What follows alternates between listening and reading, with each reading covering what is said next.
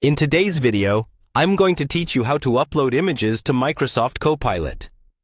To get started, open your web browser and go to the Microsoft Copilot website. You can also open Copilot from within Microsoft Edge, or from the Copilot app if you have it installed.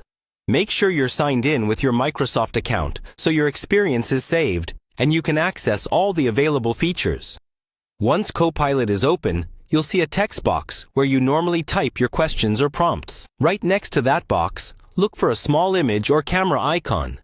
This is the button that lets you add an image. If you don't see it right away, try expanding the window or making sure you're on the latest version of your browser, as older versions may not show all the options. Click on the image or camera icon.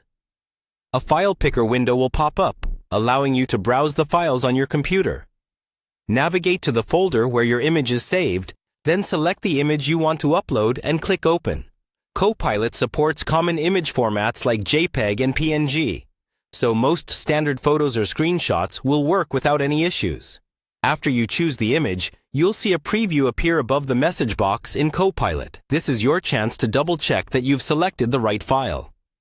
If it's not the one you wanted, you can remove it and click the icon again to choose a different image. Now, in the text box, type a clear prompt explaining what you want Copilot to do with that image. For example, you could ask it to describe the image, extract text from a screenshot, analyze a chart, or help brainstorm design ideas based on a photo. The more specific you are, the better the results will be. When you're ready, click Send. Copilot will process the image along with your prompt and then respond with its analysis or answer. If the result isn't quite what you were looking for, you can refine your request by asking follow-up questions or upload another image for comparison.